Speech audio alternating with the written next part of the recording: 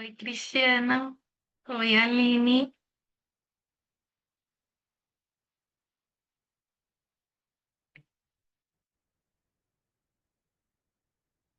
Olá, estava Oi, falando oi, no mudo. Patrícia. Tudo bem, Oi, Cristiano? oi, Tudo Aline. bem, Patrícia? Vocês estão certos aí, né, galera? Tudo Então, bem. Uhum. Beleza, eu vou ver Tranquilo. as outras salas, tá? Qualquer coisa, manda mensagem no grupo. Obrigada, querida. Boa sessão, gente. Obrigada. Legal. Tchau, tchau. Cristiano, confirma. Ô, Eu peguei a sequência dos papers, mas na programação existe uma sequência que vai do número menor para o número maior. E na nossa agenda existe uma outra sequência de artigos que vai primeiro o 725, depois o 671, depois o 43, depois o 1623. Você sabe qual que é a sequência correta?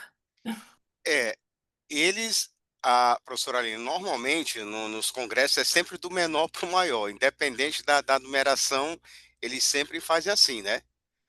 A Tá, forma como é colocado, tá bom. tá Bom dia, certo? Mas aí Felipe. fica a cargo Bom da senhora, dia. né? Bom Sim, dia. claro.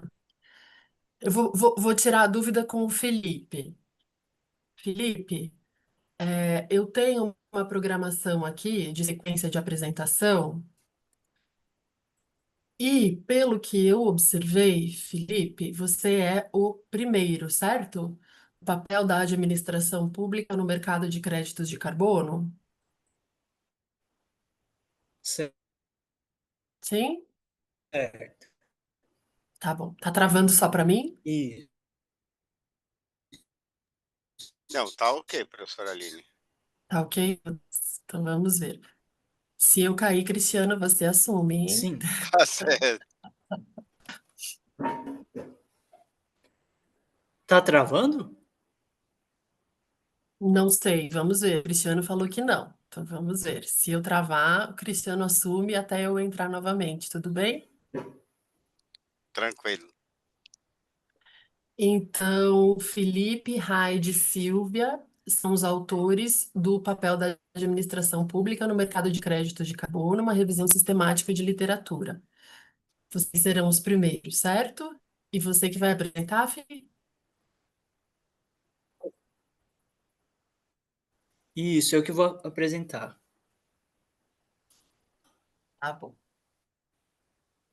O segundo que eu tenho aqui é o potencial das dietas vegetarianas para a sustentabilidade, um estudo com estudantes da UFPE, CAA, autores John Deixa Kennedy, Daniela e eu só tirar Lisandra. uma dúvida. Claro.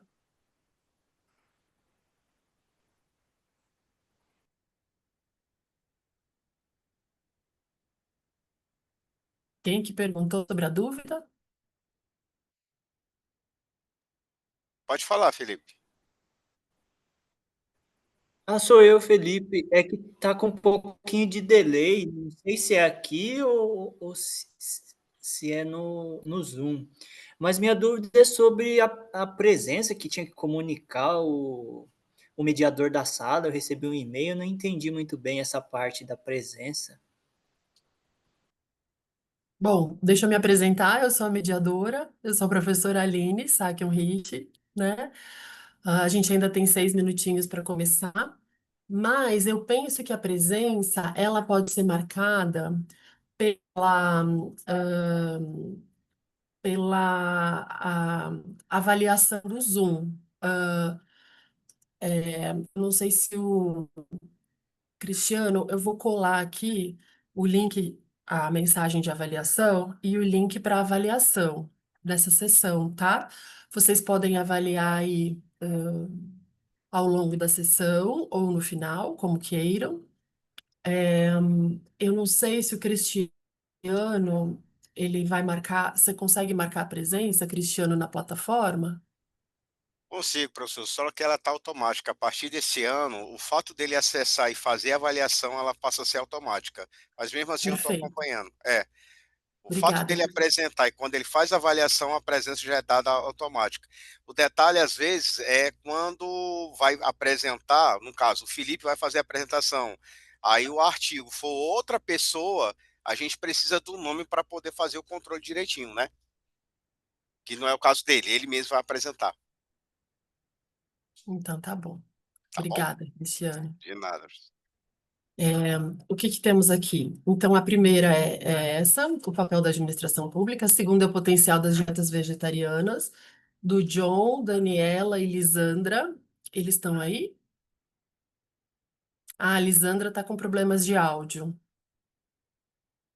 Tudo bem, Lisandra, veja se você sai e entra novamente. Se precisar de alguma ajuda, avise. Eu estou entendendo então que a Lisandra é quem vai apresentar o segundo artigo. É isso, Lisandra?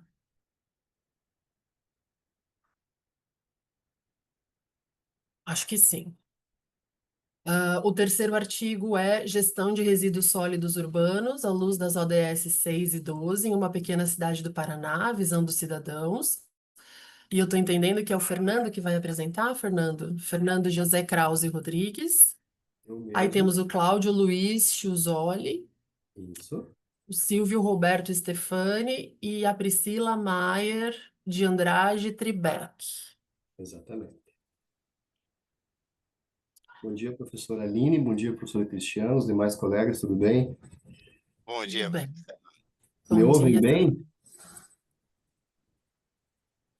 Bem, Que bom.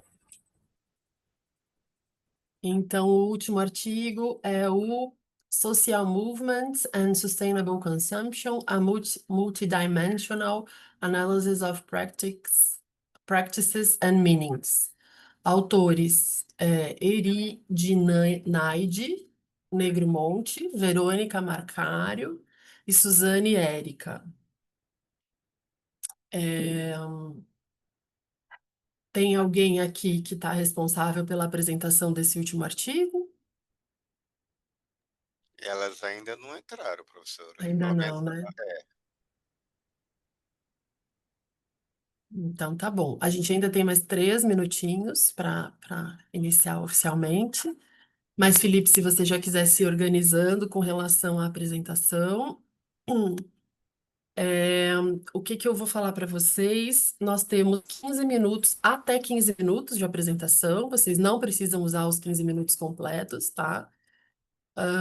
A ideia é que após cada apresentação tenhamos 7 minutos de discussão. E eu já, desde já, convido a todos a engajarem na discussão, se tiverem dúvidas, questionamentos, por favor. É, e aí, o Cristiano, vai marcar para a gente o tempo, então cada apresentador tem 22 minutos. Eu também vou marcar aqui, só para eu ficar mais atenta também. Então, ao todo, cada apresentador teria 22 minutos. Mas é interessante que vocês passem os highlights, né? Que nem como a apresentação que vocês prepararam, e a gente consiga discutir um pouquinho com relação à continuidade da pesquisa, com relação às tendências aí nascentes, né? Com relação ao desenvolvimento futuro e com relação, eventualmente, a alguma dúvida que tenha surgido aí com relação a método e conteúdo, tá bom? É, a Lisandra voltou. Lisandra, você já está conseguindo ouvir?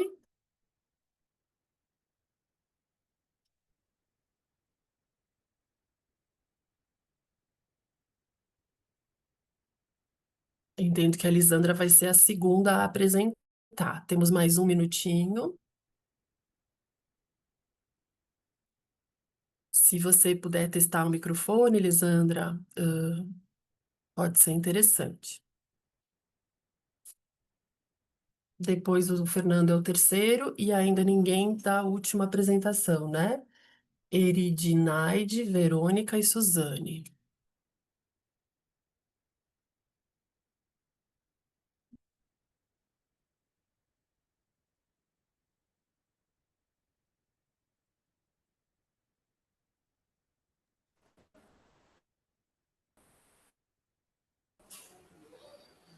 Compartilhar? Pode compartilhar, querido. Então, vou Tá dar bom. início oficialmente. Então, bem-vindos aí à nossa sessão do CMEAD 2025, de 10 de novembro, são 10h30, e essa sessão é sobre gestão socioambiental e os ODS, né? O primeiro a apresentar vai ser o Felipe Yamazaki. A autoria do paper é do Felipe Yamazaki, Heide Rodrigues Ramos e Silvia Pierre Mirazusta. E o nome do paper, sob a inscrição 443, é o papel da administração pública no mercado de créditos de carbono, uma revisão sistemática da literatura. Felipe, fique à vontade, aproveite aí a apresentação, estamos por aqui. Bom dia a todos. Vocês veem minha tela? Sim, perfeitamente. Sim. Tá. Então, eu vou apresentar o artigo Papel da Administração Pública no Mercado de Crédito de Carbono, uma revisão sistemática da literatura. Tem como autoria eu, a professora Heide Rodrigues Ramos, da Uninove, e a professora Silvia Pierre Irazusta, do Centro Paula Souza.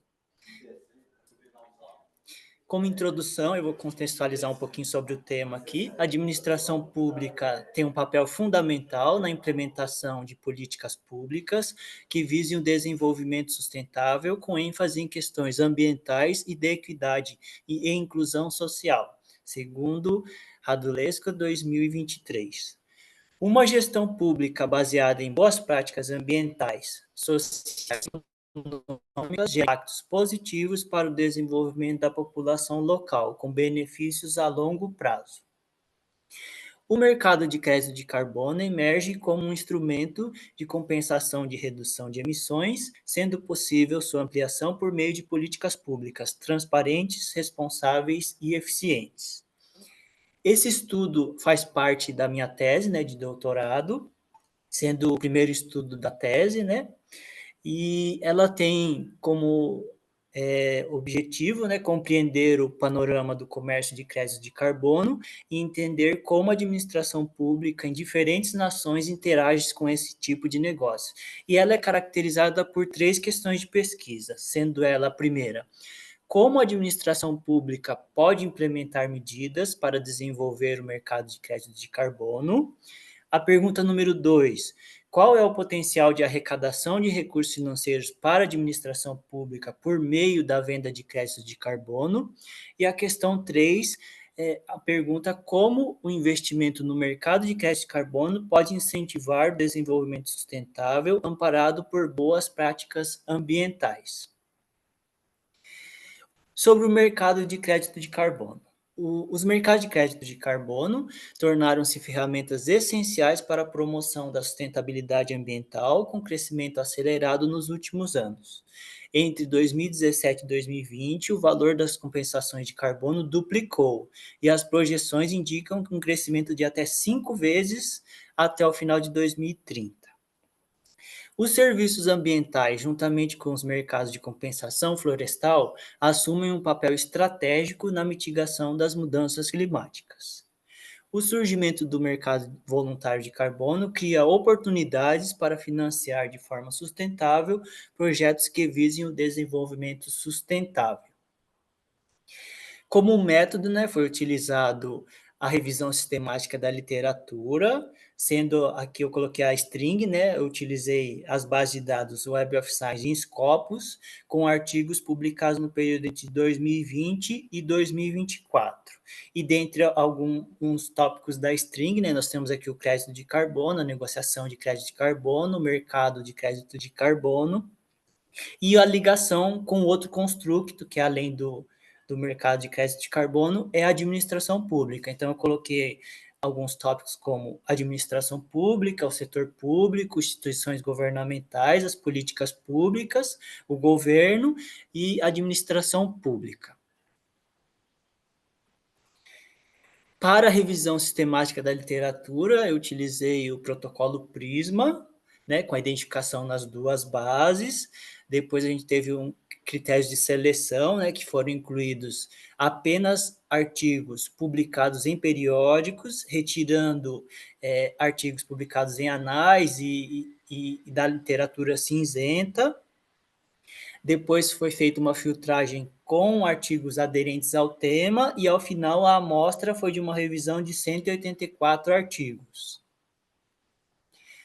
Dentre os primeiros resultados aqui, a gente tem esse mapa de concorrências de palavras, e a gente pode notar aqui uma divisão entre 5 clusters, né? O cluster amarelo, que leva o segmento de sequestro de emissões e combates a mudanças climáticas, com estudos de proteção ambiental de florestas e de áreas costeiras. O cluster verde, né, que engloba as principais palavras em estudos relacionados a acordos internacionais de controle de emissões, com mecanismo de regulação e penalização para empresas com operações mais poluentes. O cluster azul, relacionado a custos e estratégias econômicas, com questões financeiras com foco no desenvolvimento econômico sustentável. O cluster vermelho, com reduções de impactos ambientais e regulação, né, com artigos que levam em consideração a inovação tecnológica na cadeia de suprimentos. O cluster roxo, com as políticas públicas ambientais e a eficiência do mercado de crédito de carbono, com incentivos governamentais. Então, respondendo a primeira pergunta, né, após essa revisão dos 184 artigos, né, eu fiz um resumo aqui com base nas questões de pesquisa, sobre a questão de pesquisa número 1, como resposta a ela, né, como a administração pública pode implementar medidas para desenvolver o mercado de crédito de carbono. Nós temos aqui o destaque do estudo de Alves, 2024, que ele fala que fortalecendo as políticas públicas e os marcos regulatórios para combater o desmatamento e garantir a eficiência dos projetos de crédito de carbono, essa colaboração entre o setor público e o privado, e a inovação tecnológica e a inclusão ativa de comunidades locais e povos indígenas são essenciais para a sustentabilidade e o crescimento desse mercado. Sobre o estudo de Dong e seus colegas do ano de 2024, né, ele cita um estudo na China, onde o mercado de crédito de carbono tem se consolidado como um instrumento estratégico para alcançar a meta de neutralidade de carbono até 2060, e nesse contexto a tecnologia de blockchain surge como uma solução promissora para enfrentar desafios como a baixa eficiência comercial, baixa liquidez e heterogeneidade regional no atual mercado de crédito de carbono, que vai naquela relação, né, que a gente tem vários projetos nessa linha do mercado de crédito de carbono, mas não tem, por enquanto, essa regulação de, por exemplo, um projeto pode vender crédito de carbono para apenas um comprador e não vender aquele projeto para mais de um comprador, tendo uma duplicidade de venda. Então, vai mais nessa linha, que é essa tecnologia de blockchain, né, da cadeia fechada, onde dados não podem ser manipulados, que ajudaria nesse setor de regulação, que um comprador poderia vender para apenas um vendedor. Qual é o potencial de arrecadação de recursos financeiros para a administração pública por meio da venda de crédito de carbono? Que é a questão número 2, né? Eu destaquei o estudo de Xu 2023, né? Que um projeto de carbono do manguezal de Pamoja, no Quênia, como exemplo, né, gera uma receita anual de $12.000 por meio da venda de créditos de carbono sequestrados pelos manguezais, que vai naquela linha, né, que não só eu posso ter um projeto de reflorestamento, como eu posso gerar uma receita a partir de uma área preservada, que vai na linha da minha tese de doutorado, né, que eu pretendo estudar no segundo estudo, uma área aqui do estado de São Paulo, né, mais especificamente a área da reserva do Itatins, no litoral sul de São Paulo, onde é uma área preservada já, né, e que ela poderia gerar receita para o governo do estado de São Paulo. Então, provavelmente esse será o meu segundo estudo, um estudo empírico com os dados dessa área de preservação. Como questão número 3, né, como o investimento no mercado de crédito de carbono pode incentivar o desenvolvimento sustentável amparado por boas práticas.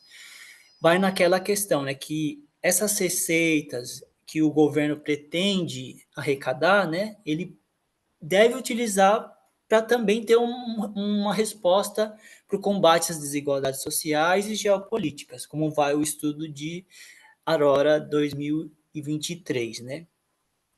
Que há necessidade de se engajar em novas relações econômicas, em contextos locais, né? Valorizar também aquela população local onde a área é preservada, que possa, né, ter o potencial de mudar essas relações ambientais, né, climáticas e em encontro ao desenvolvimento global dessas populações locais, que vai no estudo também do meu segundo estudo, né, da minha tese de doutorado, que é também valorizar aquela região do litoral sul de São Paulo, que tem essa área preservada.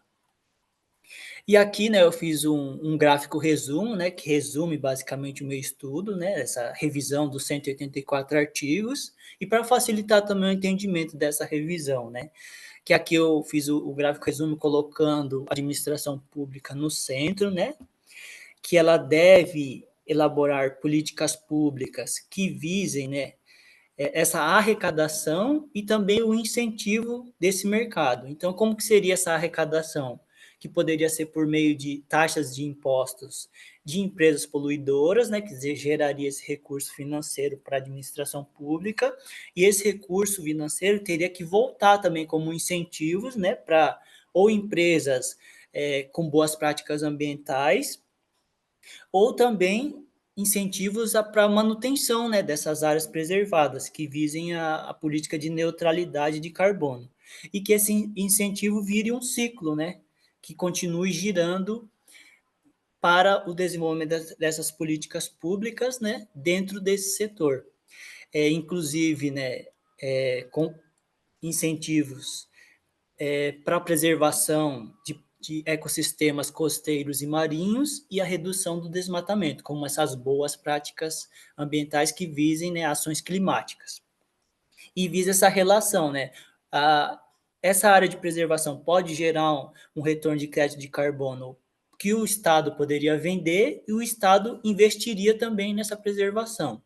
Da mesma forma que essa relação entre a administração pública poderia ter também com empresas poluidoras.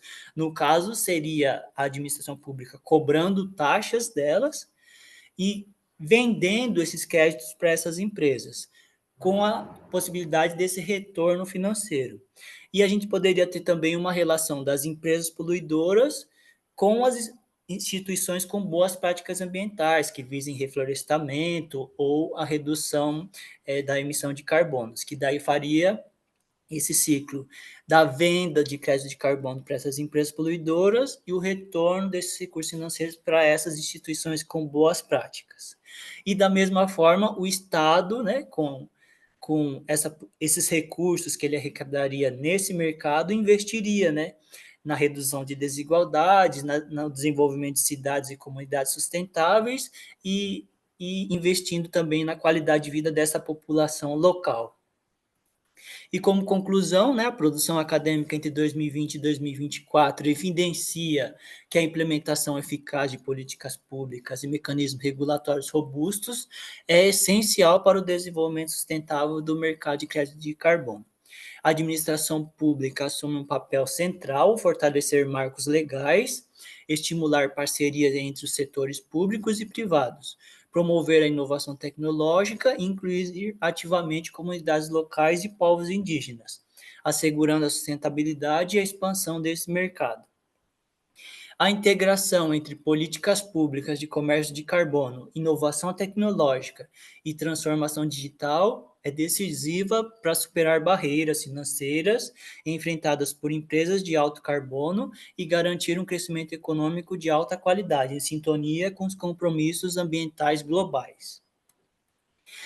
Países que adotam estratégias distintas para o mercado de crédito de carbono, refletindo suas prioridades econômicas, sociais e ambientais, enquanto algumas nações optam por sistemas baseados em licenças estatais, incentivos diretos a projetos ambientais. Então, vai naquela questão, algumas gostam de punir, né, empresas poluidoras e outras gostam de investir em boas práticas.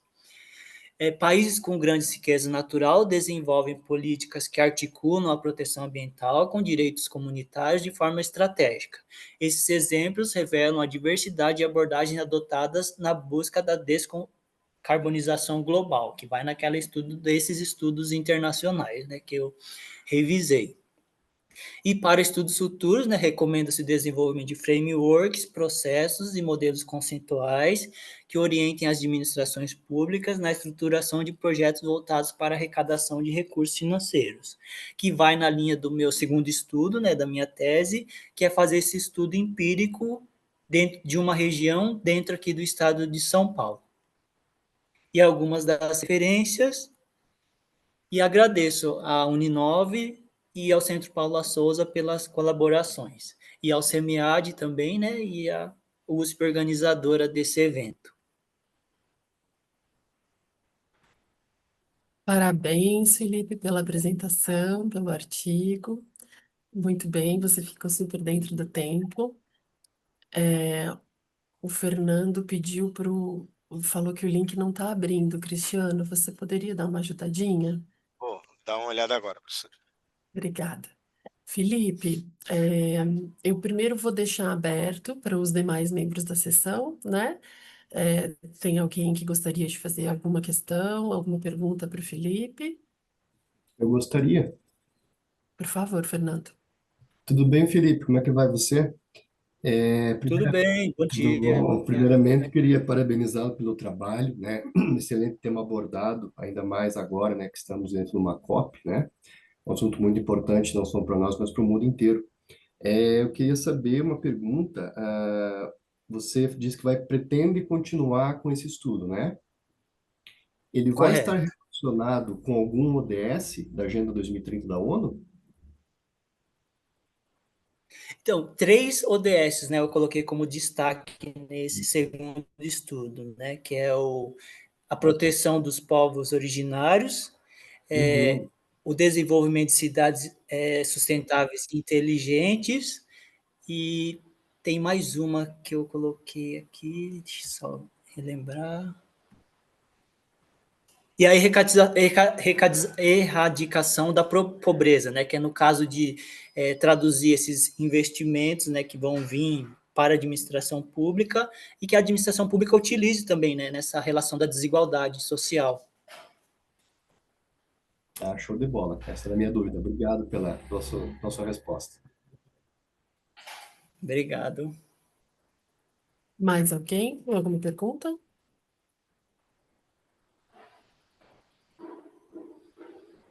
Então, eu vou perguntar, Felipe. No seu artigo, você destaca o papel estratégico da administração pública, né, nessa governança comportamental, pelo, pelo seu repertório, né? Afinal, você leu quantos? 184 artigos, é isso? Se eu não estou Correto. enganada. Quais seriam os principais entraves que impedem que países como o Brasil assumam plenamente esse protagonismo no mercado de carbono, pelo seu repertório de leituras, com relação aos entraves dos artigos que mais te chamaram a atenção? Então, comparando com os estudos internacionais, o que eu vejo é que outras nações valorizam mais áreas preservadas nos seus territórios do que o Brasil. Utiliza essas áreas para gerar crédito, reconhecer que essas áreas preservadas. Aqui no Brasil, né, que a gente recentemente teve uma regulamentação do setor, não só podem vender esses créditos, como também como uma instituição também pode vender. Um outro problema que eu da venda duplicada, né, que uma empresa pode vender para mais de uma empresa. Então, no Brasil está faltando isso, que seria TST mesmo.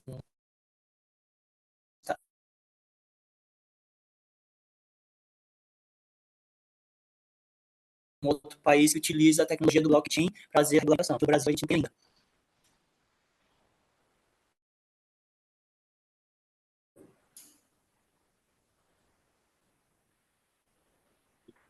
Travou só para mim, gente? Ou... Acho que travou para todo mundo, além. Para todo mundo. Oh, que dó.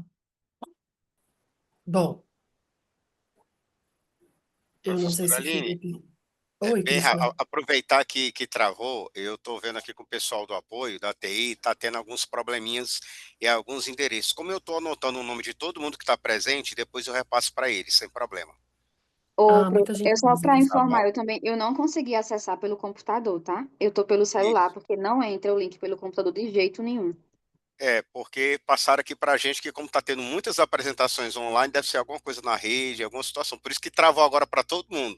Eu estava ouvindo, mas eu estou em contato com o pessoal da TI. Mas dá para registrar o nome de todo mundo, professor. Ah, muita gentileza, Cristiano. Obrigada. Felipe, acho que travamos, né? Você estava falando sobre a questão do investimento e a questão da dupla contagem, né? E outra questão que eu gostaria de perguntar para você, acho que a gente ainda tem mais 2 minutinhos, é com relação às adaptações mais profundas, com relação ao que você viu no cenário internacional para a gente implantar muitas dessas experiências, né, transpor algumas dessas experiências, claro que temos condições contextuais específicas no país, certo? É, quais as principais adaptações que você consegue identificar, além da utilização do blockchain, claro, né, da utilização de tecnologias mais específicas para isso? E a outra questão, se você não souber, não tem problema, tá? É porque eu me interesso muito por esse tema. E a outra questão é como, se você enxergou, como é feita essa questão do controle governamental da administração pública, haja vista que, atualmente, todo esse processo de controle ele é realizado por certificadoras internacionais, como a Verra, por exemplo, e ela exige o processo de controle desses créditos exige muita infraestrutura e um conhecimento específico, por isso que ainda é de domínio do setor privado, né? Não sei se você identificou alguma coisa nesse sentido. Perguntei bastante, né, Felipe? Mas só de repertório, né, de tudo que você leu. Você tá me ouvindo? Tá.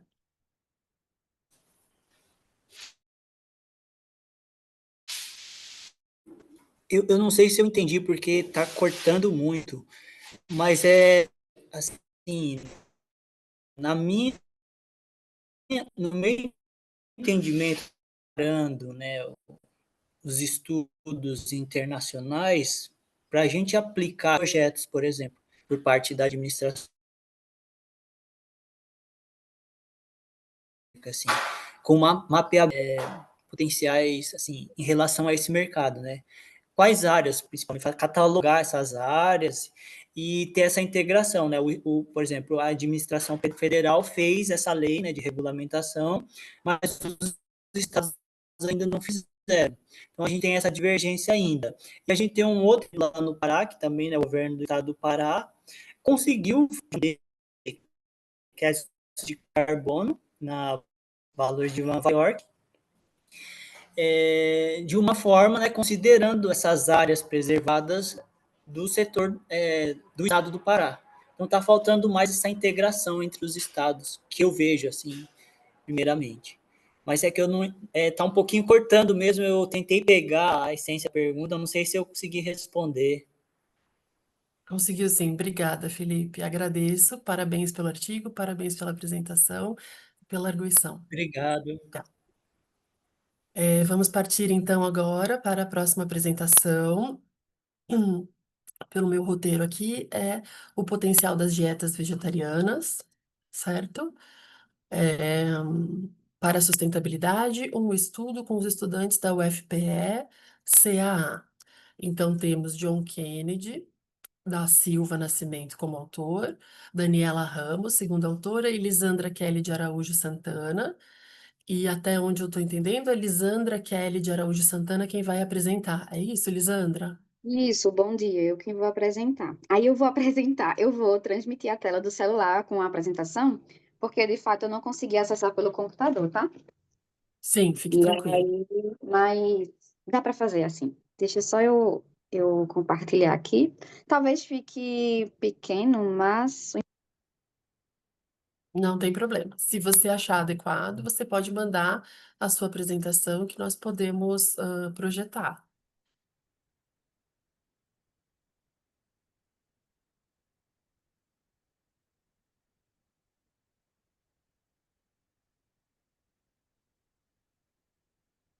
vocês conseguem me ouvir? Travou. Sim, conseguimos ouvir.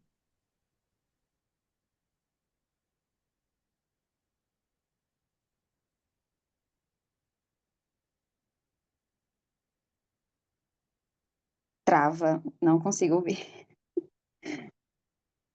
Você pode enviar a sua apresentação para o nosso Posso, WhatsApp, de repente? posso. Me envia me informa só o telefone que eu envio agora.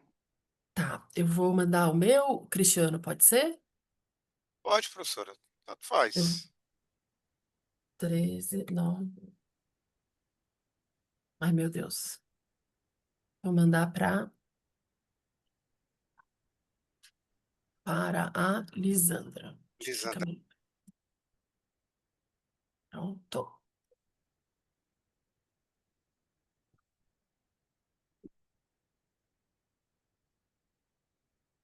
Te mandei Tá no aqui. privado, Lisandra. Tá, acabei de.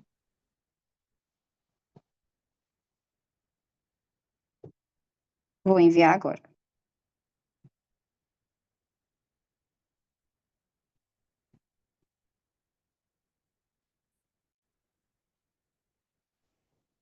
Vou só compartilhar. E aí, deixa eu baixar aqui.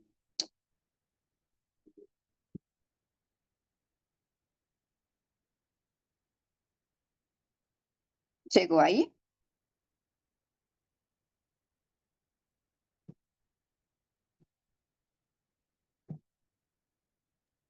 É uma apresentação em PDF, certo? Você prefere que eu envie online também? Eu posso enviar como link? Não precisa. Eu acho que eu ponho como modo de apresentação e você vai me avisando, eu vou passando, tá bom? Então, Tá. boa apresentação, Lisandra. Deixa eu só compartilhar aqui, share. Vou compartilhar minha tela inteira e vou colocar aqui. Todo mundo tá conseguindo ver? E vou colocar aqui, Tá aparecendo, professora. modo de tela cheia. Vamos ver se vai. Deixa eu apontar isso aqui. Deixa eu me lembrar como é que eu aponto isso aqui.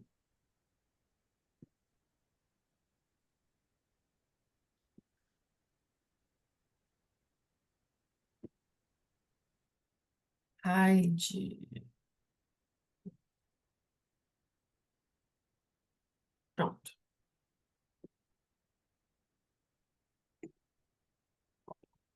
Pronto. Posso começar? Pode começar, querida. Gente, bom dia. Meu nome é Lisandra. Eu sou professora da UFPE e também eu sou doutoranda da UFSC Santa Catarina.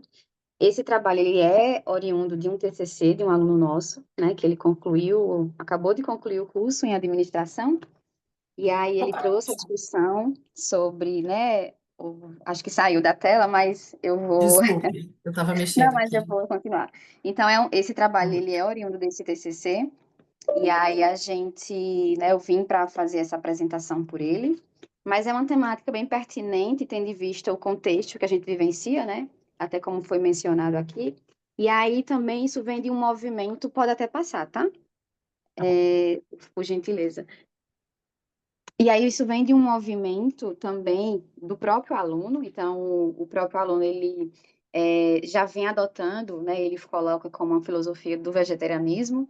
E aí teve essa motivação de compreender, inclusive, como é que dentro da universidade, como é que os alunos vivenciavam, e se os alunos também faziam essa relação, né, da contribuição desse movimento do vegetarianismo com a sustentabilidade. Então, toda a introdução que ele traz no trabalho, né, trazendo justamente as origens do vegetarianismo, porque por muito tempo também teve muito relacionado às questões religiosas, né, às questões éticas, mas aí num contexto moderno, tem sido muito debatido que esse movimento, né, que aderir a essa prática, a essa filosofia do vegetarianismo também está muito ligada a uma questão sustentável, né, de inclusive minimizar os impactos que são causados, sobretudo da alimentação, entendendo principalmente que a gente vivencia, né, quando se fala de alimentação, ela é toda uma cadeia, né, então a própria indústria alimentícia, ela tem diversos impactos, né, na sua produção.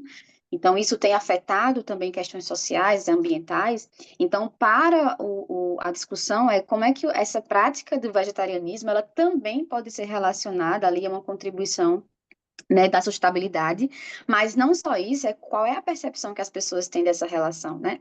Então, todo o trabalho ele vai ser voltado sobre isso, e aí tem também discutido uma questão da alimentação dos estudantes, né, algumas partes do trabalho, e também ele trouxe isso muito evidente nas suas inquietações, né, tendo em vista que muitos alunos das universidades, eles vêm de cidades pequenas, existem muitos alunos carentes também, né, que às vezes não têm esse acesso, e aí o próprio restaurante universitário tem um papel importante em relação a isso. Então, como é que está essa alimentação, como é que os alunos compreendem, né? Então, ele até trouxe alguns insights que nem ficou muito abordado, mas era muito sobre isso, assim, muitos alunos chegam na universidade, direto do trabalho, alimenta-se, inclusive, de coisas muito mais fáceis, industrializados, né? E aí a discussão dela é até que ponto tem isso e até que ponto os próprios vegetarianos têm essa percepção. Então, tem essa questão introdutória, por favor, pode passar.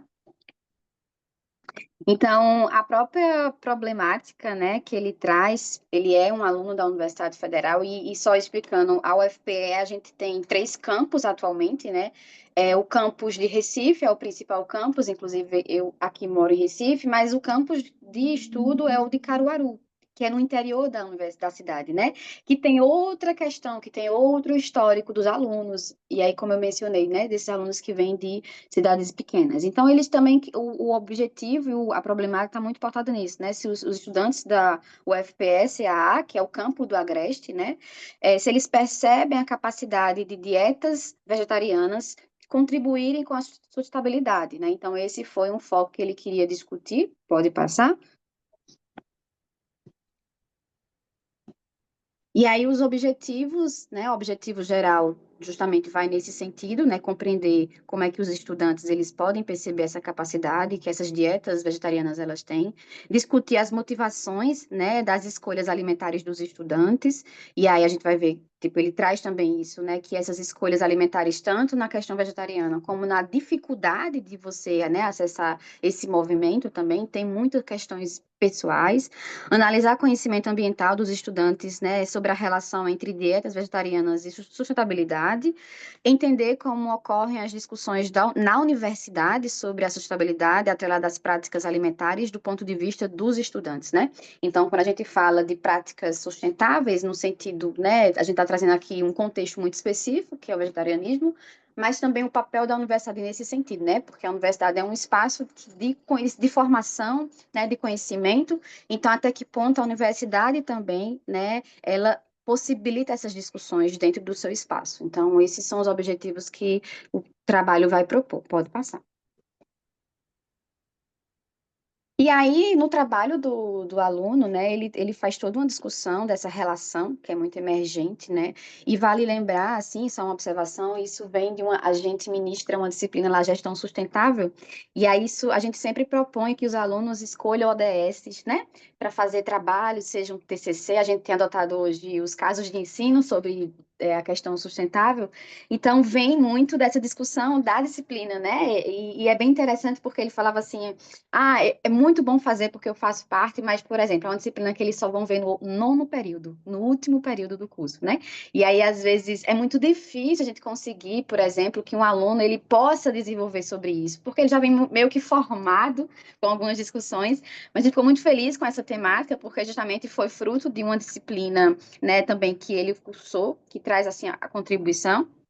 Então, a gente tem essa discussão sustentável, que é a discussão em si, né, sobre a sustentabilidade, sobre o desenvolvimento sustentável, né, então o papel que se tem, inclusive também abordando os atores que são responsáveis, e aí o trabalho, né, diante de todos esses ODS, que é o nosso foco de discussão, né, o trabalho ele vai perpassar ali por 5 ODS, né, que querendo ou não, traz essa contribuição, traz esse foco, traz esse olhar, né, porque quando a gente fala assim de um movimento vegetariano, não é uma questão particular, né? Não é uma contribuição particular, mas como isso pode sim contribuir, né? Analisando o conjunto, analisando tudo.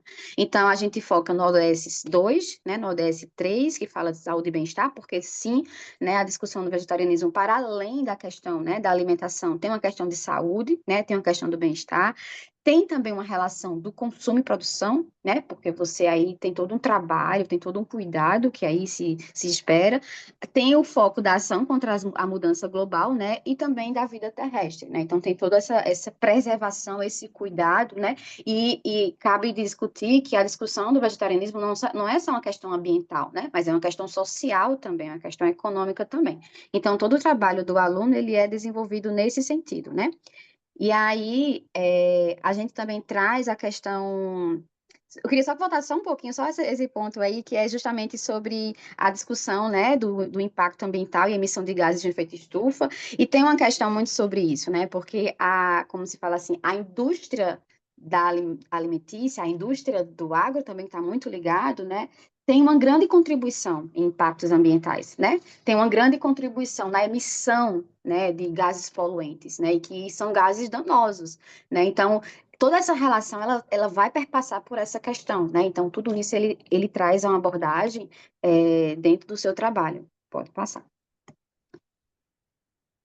E aí, o trabalho, toda a discussão, né, do trabalho, a sua construção metodológica, ela vem justamente, né, descrever, aí é uma pesquisa qualitativa, então ele fez entrevistas, né, ele não foi em busca de abordar, enfim, só analisar na questão, na perspectiva quantitativa, mas era uma abordagem qualitativa mesmo, de compreender, né, esse ponto. A gente tem também, além disso, né, o curso do aluno é administração, né? Mas como esse é um movimento que não é pautado apenas a um curso, mas sim a todo um contexto, né, da sociedade, então ele fez ali entrevistas, ele fez, conversou com as pessoas que estão pautadas em 11 cursos, né? Porque lá em Caruaru a gente tem diversos cursos também, não só administração, mas temos cursos na área de medicina, a gente tem cursos na área de exatas, então ele fez todo um trabalho com esses alunos, né? Inclusive, os alunos também usufruem ali dos restaurantes universitários, os alunos também que têm esse movimento.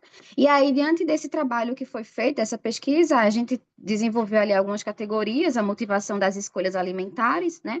O conhecimento ambiental, aquilo que foi colocado, se eles conseguem fazer essa relação, e se existe espaço dentro da universidade. Então, esse foi um ponto, né? E foram os 3 pontos centrais que foram desenvolvidos.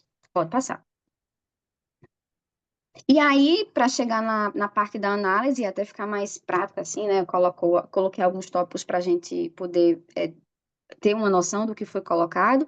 Então, durante todo esse trabalho, ele traz uma discussão bem importante, né? Então, por exemplo, sim, para algumas pessoas que foram entrevistadas, né, que ele conversou, esse movimento em relação às questões, né, e tem também uma relação ao vegetarianismo, né, tem uma preocupação, sim, com a sustentabilidade, né, e a causa animal. Algumas pessoas, elas têm essa relação da influência de acessar a informação, como essas informações, elas também podem contribuir, né? E aí tem a questão... Aí, por outro lado, também tinha algumas dificuldades, que era, para alguns, por exemplo, de não consumir, né? Tem a ver essa questão com a lógica da praticidade, o sabor, os aspectos socioculturais, né? E também muito do que todos eles que utilizam, que faz parte desse movimento, né? Coloca-se muito a questão da saúde. E aí, por exemplo, existe sim, né, alguns dados que colocam que há esse reconhecimento dos impactos ambientais na produção, sobretudo de carne. Então, por exemplo, no interior de Pernambuco, existem algumas indústrias, né, de carnes, existem algumas indústrias de aves, e aí eles até colocam assim, como dentro do processo, até você passar próximo, você vê como polui muitas pessoas que adoecem. Então, eles têm conhecimento de pessoas que trabalham nesses espaços, né, do quanto isso é degradante. E aí isso traz um impacto também, né, ambiental. E aí, por exemplo, outros também colocam, né, que sim, que as dietas elas são ali fonte de redução de impactos ambientais, né? Tem essas opiniões divergentes, porque, como se foi colocado, para alguns é mais de um movimento, para outros eles têm compreensão do impacto que isso tem, né? Então, isso foi muito perceptível nos resultados que ele trouxe. E aí, por exemplo, tem opiniões variadas para alguns discentes, existe esse espaço dentro da universidade, para outros eles nunca ouviram isso dentro da universidade, né? E aí era bem interessante porque ele colocava que alguns cursos específicos as pessoas elas nunca tinham discutido isso. Aí ele trazia, comentou com a gente também que alguns cursos, né, da exatas eles acabavam não tendo tanto espaço para isso, né?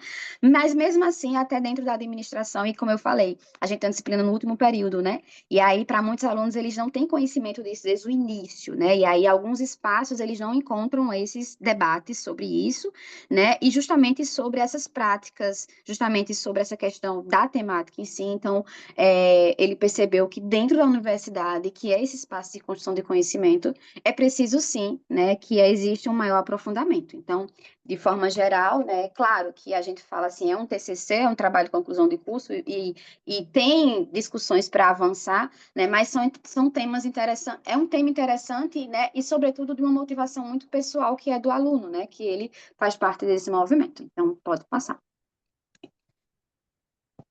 E aí, só para a gente concluir, existem alguns pontos, né, que é colocado. Então, as causas ligadas à sustentabilidade, saúde, praticidade e preferências alimentares são pontos, né, chaves na discussão, principalmente a questão sociocultural e acesso à informação. E quando se fala sociocultural, tem muito essa questão dos próprios discentes, do contexto que eles vêm, né? E aí, o contexto, porque é muito diferente o contexto de uma universidade do interior, de universidade da capital, é muito diferente o acesso às informações que existem, né? Então, eu, tipo, hoje sou professora lá em Caruaru, mas também estive em Recife, e você vê essa diferença, né? É muito gritante a diferença de um contexto interior e capital quando se fala, sim, de disseminação, de questões socioculturais. Os estudantes percebem o impacto, sim, ambiental causado pela pecuária, sobretudo, né? Entretanto, eles não conseguem quantificá-las nem comparar a pegada de carbono de alimentos vegetais e animais, né? Além disso, os estudantes apontam que o debate sobre hábitos alimentares sustentáveis na universidade é escasso, e alguns revelam que não tiveram acesso a essas discussões no âmbito acadêmico.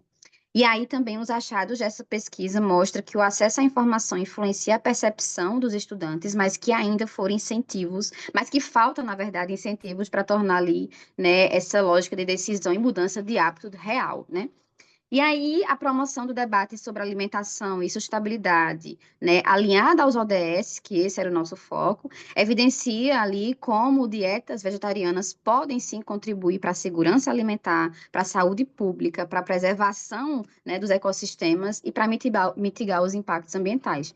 Então, por fim, o acesso à informação, né, o estímulo de práticas alimentares sustentáveis nas universidades, ali ele pode sim sensibilizar os estudantes e gerar mudanças em níveis sociais, ambientais e econômicas, que seria o foco, né, quando se fala em desenvolvimento sustentável.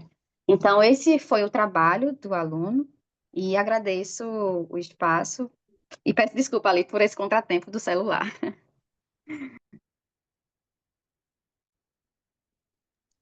Professora, enquanto a senhora muda de tela, só para avisar os colegas que o link da avaliação foi corrigido e está liberado. Eu coloquei já aqui no chat para que vocês façam acesso.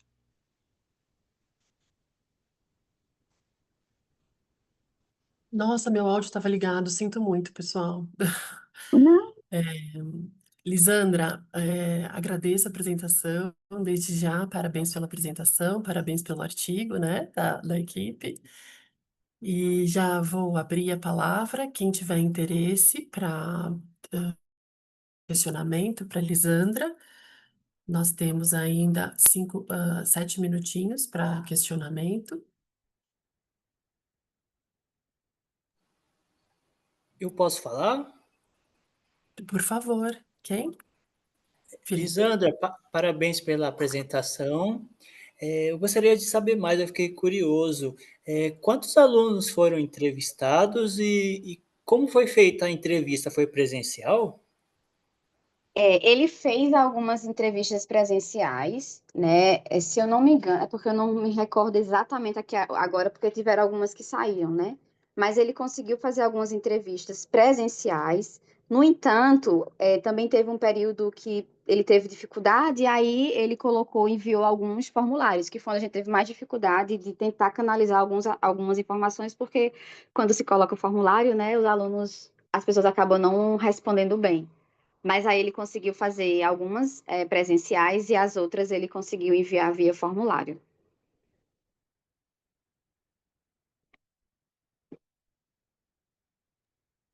No artigo está escrito que 54 respostas, né? 54 respostas, isso, exato. É. É, mais alguém?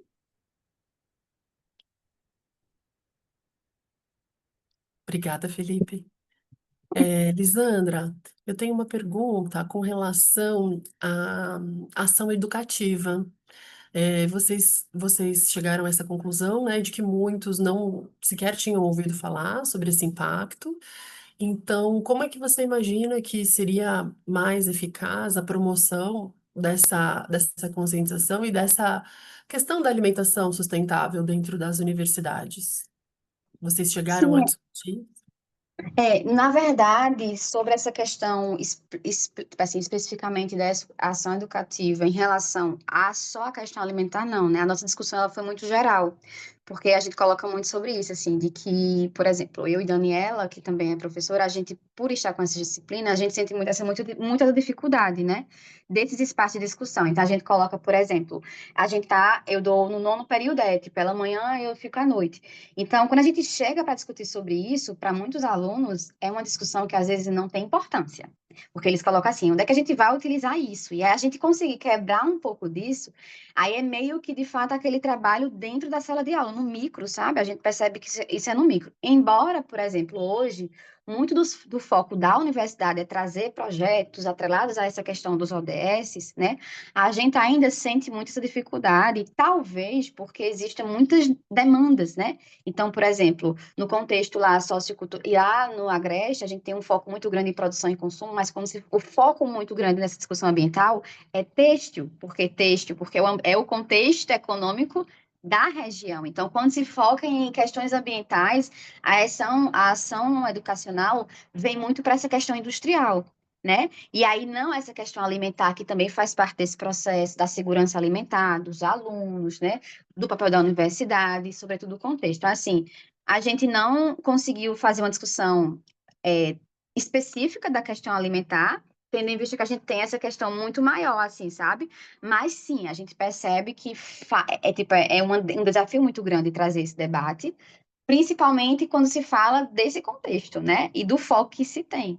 Então, e principalmente como é estruturado. Então, por exemplo, é um curso de administração, mas a maioria dos outros cursos lá não se discute nada disso. Não se tem nenhuma disciplina sobre essa questão sustentável, né? Então, meio que fica muito. É como se a universidade tivesse ainda muito distante dessas discussões, né? E talvez não conseguisse, inclusive, compreender a própria questão social, cultural dos alunos, né? E como isso pode dificultar ou facilitar. Então, tipo, a nossa discussão foi muito no geral, sabe?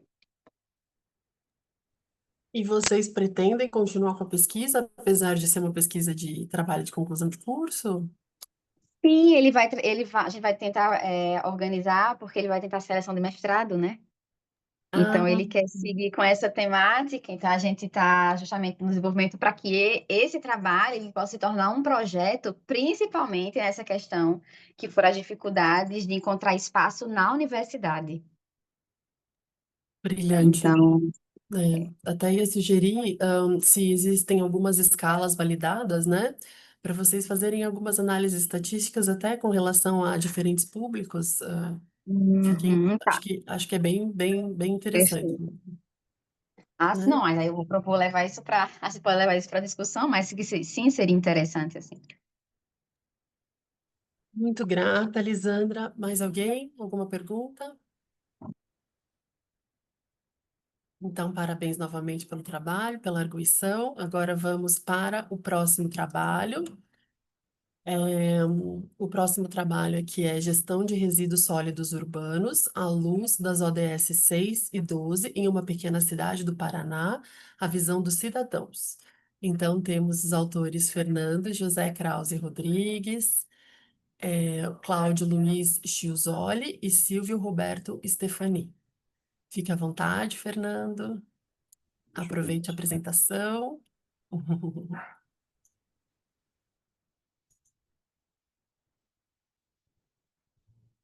Está aparecendo a todos? Sim, só não está no modo de apresentação. Agora sim? Ainda não. Acho que primeiro precisa ser colocado em modo de apresentação e depois compartilhar. Tenho esta impressão. Então, deixa eu voltar aqui. O que que aconteceu?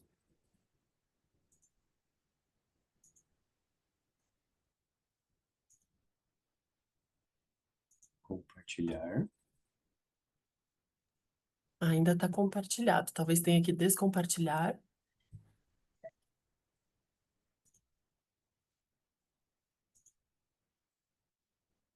Ok. Ué, o que será que está acontecendo?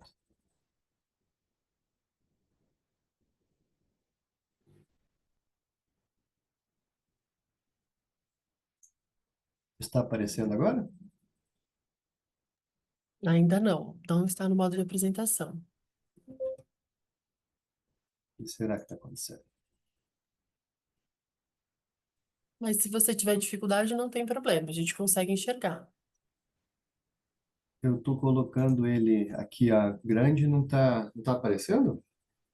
Está aparecendo o primeiro slide. Só não está no modo de apresentação. A gente vê o PowerPoint, né? No segundo abre. Ainda não, Fernando. Puxa vida, o que que eu posso fazer? Que será? Você quer continuar assim ou você prefere mandar para gente? Você que sabe. Normalmente a Parece. gente descompartilha, então você sai do compartilhamento, Só um pouquinho, interromper o compartilhamento. Ok. pronto. Aí depois, quando você for clicar em compartilhar, aí você Aham. vai escolher a tela da apresentação. Que é. Ah, a tela inteira, perdão.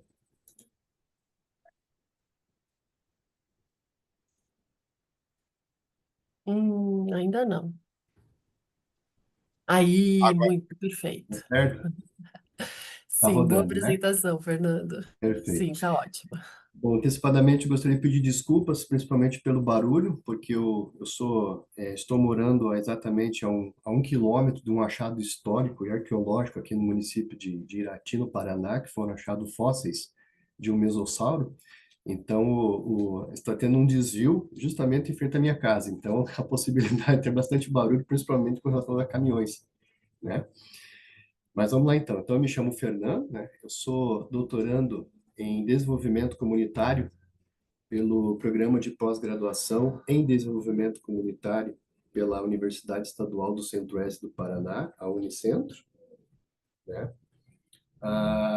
Esse meu trabalho, então, que tem como título a gestão de resíduos sólidos urbanos em uma pequena cidade do Paraná, à vista dos cidadãos, que tem então como autor, né, sou eu no caso, a professor já dito, né, professor Dr. Cláudio Luiz Chiusoli, professor Dr. Roberto Stefani e a professora Priscila Tribeck.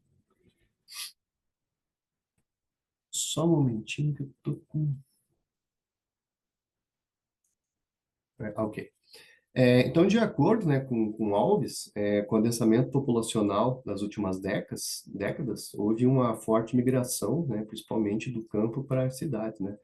Haja vistas aí que nós percebemos isso, né, hoje nos grandes centros, né, a quantidade de população que está aumentando.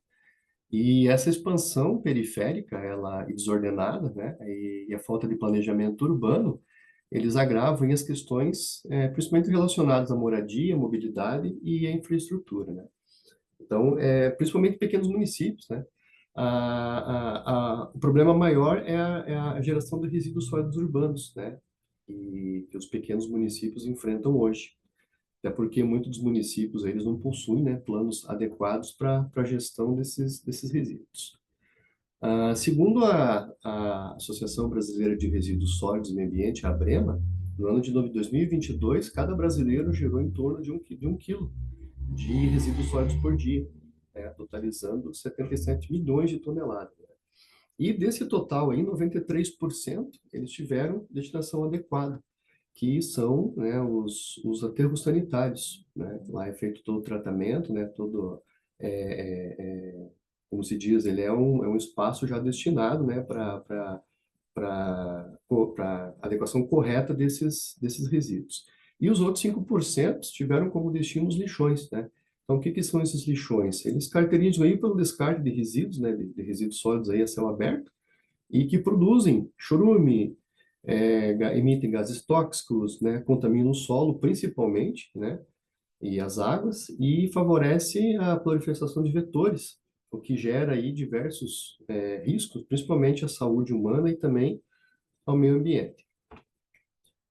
Então, assim, esse nosso estudo, oriundo dessa minha dissertação, então, ele investiga a opinião dos munícipes, né, de uma pequena cidade do estado do Paraná, sobre a gestão de resíduos sólidos urbanos, né, alinhando aí as percepções com as metas dos ODS 6 e 12, da Agenda 2030 da ONU. Então, o problema central da nossa pesquisa é um lixão, existente há décadas, que é localizado no município de Reserva, aqui no estado do Paraná. Esse lixão aí, ele tem mais de 40 anos, mais de 50 anos que existe esse lixão. A princípio foi algumas pessoas que começaram, né, destinar o seu lixo para aquele local, né? E todo mundo começou a ter a mesma ideia, onde foi aumentando, aumentando, aumentando, e hoje é uma área aí de mais ou menos 40 mil metros quadrados que tem esse lixo, né? O município de Reserva, então, ele tem hoje uma população estimada de 24 mil habitantes, 24.600 habitantes, e ele possui um índice de desenvolvimento humano municipal de 0,618, né, que é baixíssimo, e ocupa hoje a posição 388, levando em consideração que o município do estado do Paraná ele possui 399 municípios. Esse, então, é o nosso problema de pesquisa, né? Eu tirei essas fotos aí durante a minha pesquisa no ano de 2023, né? Percebo ali do lado esquerdo ali, né? A montanha de lixo, né? Então, vejam que de um montinho onde todo mundo começou a colocar, se transformou nisso, né? Nesse montante. E, além disso, no subsolo também, abaixo, tem mais uns 10 metros, mais ou menos, de lixo. Então, é uma quantidade muito grande. E do lado direito ali podemos observar até que algumas plantas já se desenvolveram nesse local, né? E essa água que vocês verem é o lixo, né? Então tem muitos animais, até cachorro às vezes que vão ali, tomam essa água, tudo, aí vão para as casas, né? As pessoas passam a mão, às vezes eles tomam banho ali, tudo, enfim, acaba criando outros problemas, né? Principalmente, como já citado, a questão da saúde.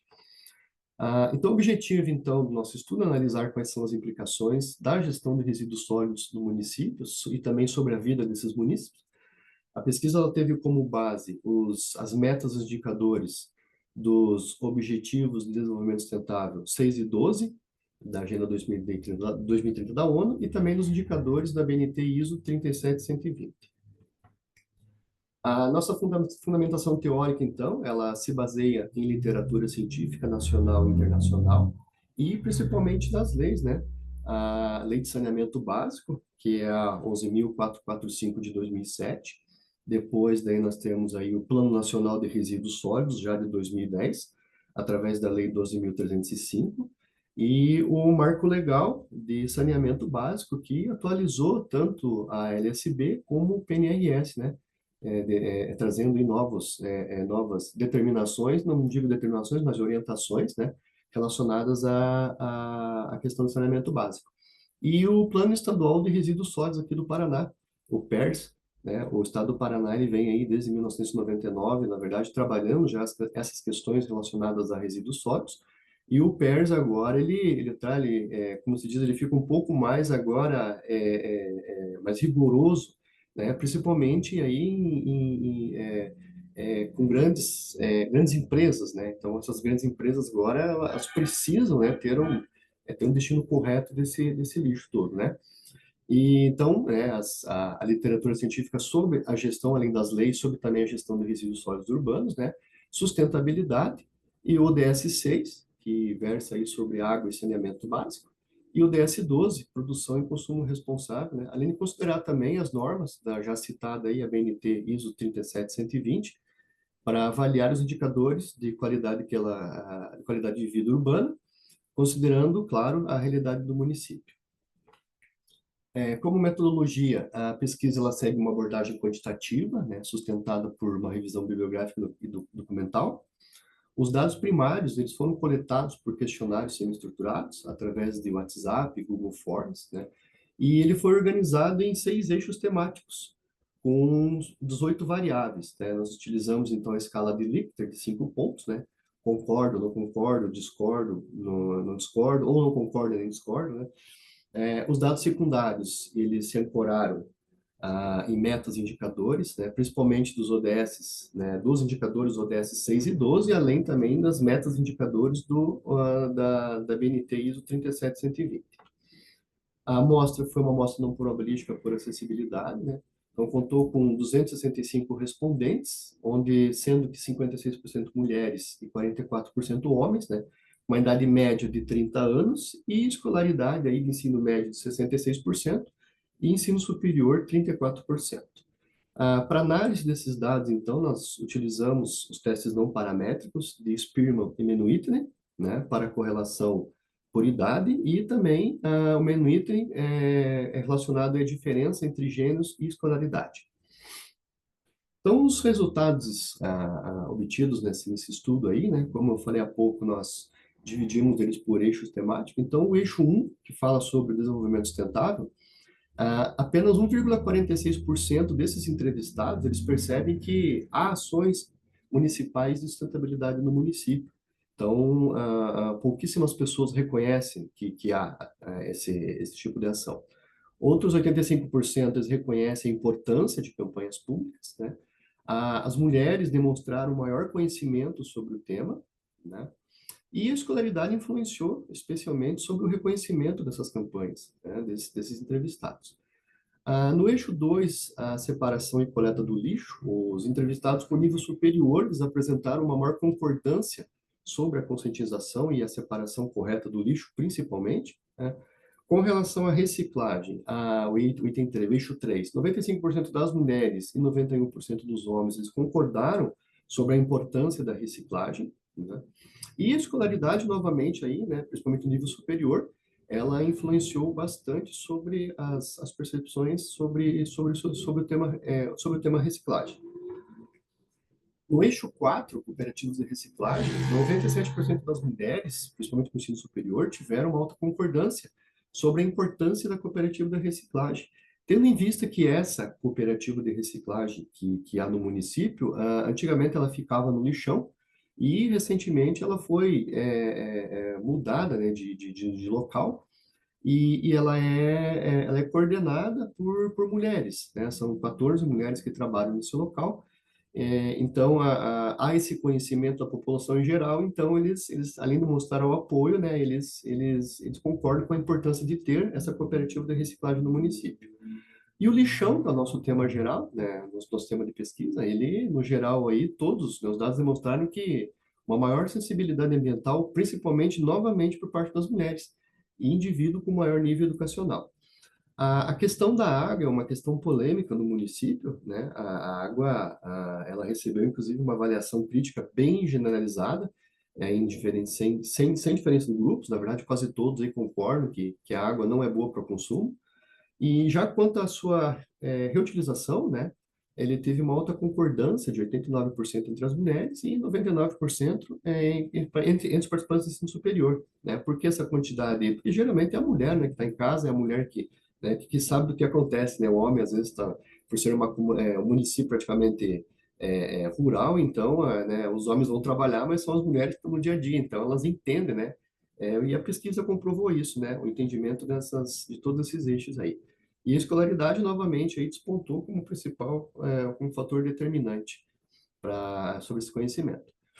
Então, no teste de correlação de Spearman, que foi utilizado ali, né, ele mostrou, então, efeitos distintos nas percepções, né?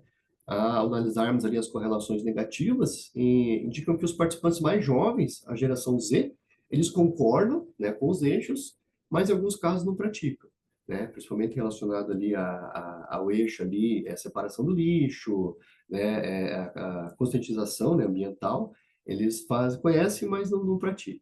Já as correlações positivas, elas surgem que, conforme a idade aumenta, ela aumenta também a concordância com os outros aspectos relacionados aí à sustentabilidade e à geração de resíduos sólidos urbanos.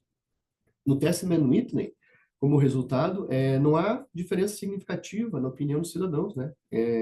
Quando é feito aí dois grupos, né? Gênero e escolaridade em relação aos eixos pesquisados. Então, homens e mulheres, e pessoas com diferentes níveis de escolaridade responderam de forma bem parecida. E as diferenças encontradas nos resultados não foram fortes o suficiente para dizer que um grupo pensa diferente do outro. Então, como conclusão, né, conclui-se que a gestão de resíduos sólidos urbanos no município enfrenta desafios estruturais e principalmente sociais, né, exigindo políticas públicas mais eficazes e ações de conscientização ambiental. As mulheres e as gerações mais velhas demonstraram uma maior percepção crítica sobre o tema. A cooperativa de reciclagem foi vista, né, como uma solução relevante para uma inclusão social e principalmente para a economia circular. A pesquisa, então, ela reforça a importância da educação ambiental, do envolvimento intergeracional, principalmente nas práticas sustentáveis, contribuição e impacto dessa pesquisa, né? O que nós esperamos ali? Que para a academia, né, integra análises estatísticas e percepções sociais sobre a gestão de resíduos sólidos em pequenas cidades. Né? Para a gestão pública, ela pode oferecer subsídios práticos até para a elaboração de políticas públicas sustentáveis, né, principalmente alinhadas aí aos ODS 6 e 12. Para os pesquisadores, ela amplia a compreensão sobre a influência de variáveis sociais nas práticas ambientais. Na literatura, ela destaca lacunas, né, quanto ao envolvimento principalmente da geração Z, desculpe, e sugere caminhos para estudos futuros. Então, algumas referências bibliográficas que foram utilizadas, né, durante essa pesquisa, como já citei, a Brema, né, o IPEA, a lei de saneamento básico, o Plano Nacional de Resíduos Sólidos, o Marco Legal de Saneamento Básico, né, alguns autores seminais e contemporâneos também que falam sobre essa questão, né, a ONU sobre os ODS, né, o Paraná ali, o PERS, né, que eu falei há pouco, e alguns autores. Agradeço, então, né, gostaria de agradecer sim, aos organizadores do SEMEAD, né, por participar desse grande evento. Agradeço também aos meus professores, que contribuem muito, né, com esse estudo, e também ao CNPq por proporcionar essa pesquisa. Né. Muito obrigado pela atenção e coloco à disposição para a pergunta dos senhores. Obrigada, Fernando. Posso Desde já, Posso interromper o compartilhamento? pode, por favor. Ok. Desde já, parabéns pela apresentação, parabéns pelo trabalho. É um trabalho de fôlego, né? 256 respondentes, né? Foram. Muito interessante. E vou deixar aberto para perguntas. Alguém tem alguma pergunta para o Fernando? Eu posso começar? Sim, Felipe, por favor. Fernando, parabéns pelo trabalho, muito interessante. Eu gosto muito desse assunto relacionado a resíduos.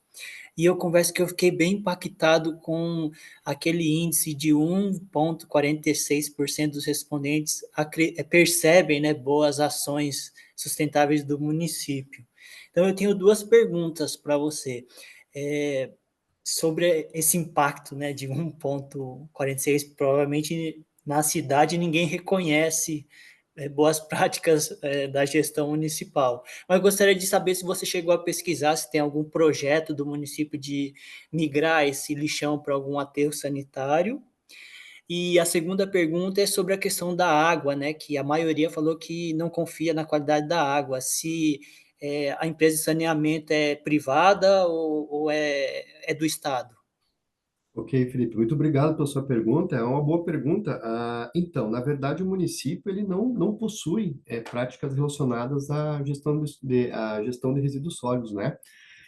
O município não faz campanha, a coleta do lixo não há coleta seletiva no município, né? Apesar de o município cobrar que você faça, mas quando é coletado, ele vai tudo no mesmo caminhão e é jogado, né? Antigamente era jogado no aterro, agora o município, a partir de 2010, 2024, em agosto, o município foi multado pelo nosso Ministério Público aqui do Paraná em mais de R$ 1 milhão por manter, né, o lixão fechado, até porque o Plano Nacional de Resíduos Sólidos ele prevê aí o fechamento dos lixões até agosto de 2024, que não foi feito pelo município, né? Então, o que que o município começou a fazer? Ele começou a fazer o transbordo desse lixo para o município vizinho. Ele só tirou o problema e jogou para o lado, né? O município até não saiu de um consórcio público que estava construindo, né, um aterro sanitário na região ali, que iria atingir ali 7 municípios. Então, o município, por questões políticas, acabou saindo, né, desse consórcio. E esse baixo índice da sua pergunta com relação aos parques se dá isso, pela falta de incentivo, principalmente, né, do poder público, né, de praticar. Eu moro em Curitiba, morava em Curitiba, né, eu sou de Curitiba, natural de Curitiba. Veja que desde 1990, a Prefeitura de Curitiba, ela vem aí com projetos, né, relacionados à coleta seletiva, né, a campanhas de conscientização nesse sentido, e até hoje ainda é uma dificuldade, né? Eu sou curitibano desde essa época que ainda pega uma balinha e guarda no bolso para jogar em casa depois, não é? Então, assim, nós fomos treinados. Então, assim, não há essa cultura. Então, acontece isso. E o que acontece agora? O lixo que teoricamente seria reciclável, as pessoas não têm essa conscientização ainda. Elas continuam colocando tudo no mesmo lugar e o caminhão do reciclável leva isso e vai para onde? Vai lá para a cooperativa de recicláveis, né? E não há aquela conscientização, principalmente com relação ali aos resíduos considerados perigosos, né, vidro. Então acontecem muitos acidentes, né, da pessoa às vezes abrir o lixo e explodir algo. O lixo hospitalar também não tem essa preocupação, vai tudo para o mesmo lugar. Então você veja que o estudo assim identificou mais um problema da gestão pública do que, né, do que qualquer outra coisa. E com relação à sua pergunta à água, esse lixão, ele, em algumas localidades do município, a empresa que coordena lá é a Sanepar. Ela foi vendida agora recentemente, então ela foi privatizada pelo governo do estado, então agora ela virou uma, né? E eles fazem a lição de casa, né? Então eles enchem a água lá, de cloro, de aqueles produtos químicos e mandam para a população, né? Até porque o lixão ele fica muito próximo a onde é o rio que abastece a cidade. Então há essa preocupação, sim, né? Mas os dados dizem que não, que a água pode ser tomada. Eu, por conta própria, eu fiz um teste, eu coletei o teste, né? Fiz um teste junto a alguns órgãos aí de pesquisa, de avaliação, perdão, e deu cloriforme fecal na água, o resultado, num índice bem elevado. Mas a empresa, só que a gente não vai, enquanto pesquisador, você não vai ficar batendo de frente, né? Você tenta mostrar, né? Ó, tá aqui. O bom disso é que dessa dissertação, ela pôde sugerir algumas políticas públicas e o município vem adquirindo elas e vem fazendo, né? Principalmente ali com questões relacionadas ali à ODS 1, que nós falamos há pouco, né, da extrema pobreza, combate à fome, enfim. Isso tem me deixado bem feliz mesmo. E agora, recentemente agora, eu fui convidado, inclusive, a fazer parte de um Conselho Municipal de Saneamento Básico. Então, eu espero aí, juntamente com os ODS, aí, com base nos ODS, conseguir, né, até implantar algumas políticas públicas lá mais amplas para esse município. Espero ter respondido sua pergunta, Felipe.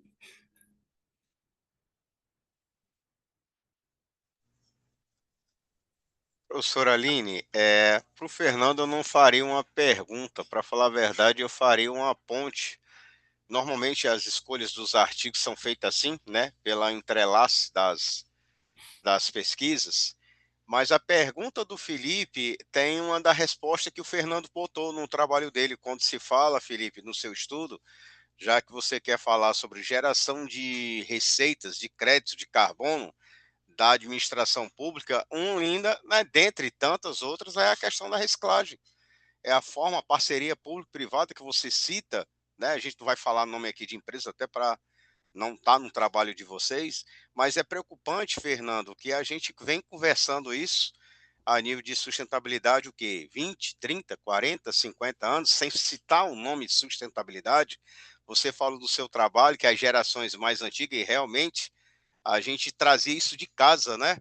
A forma de separar, a forma de guardar, e aí também foi colocado no trabalho na Lisana a questão da preocupação da geração mais nova que tem a consciência, mas não consegue praticar. E a gente bota o mais novo, entendo eu, de 35 para baixo, professora Aline. Né? É uma preocupação porque a gente discute muito isso empiricamente, muito teoricamente, e um problema sério quando a gente fala para a administração pública que existem os meios de fazê-lo, né? Aí cabe cada gestão como fazê-lo, né? A gente tem exemplos. E agora é preocupante o que você falou, né? E ainda mais esse seu complemento, Fernando. Não só do resíduos sólidos urbanos, hospitalares, a própria construção civil, se a gente olhar a nível Brasil, para onde vai, que tudo isso pode ser reciclado e gera receita, né? Para Uhum. ambos.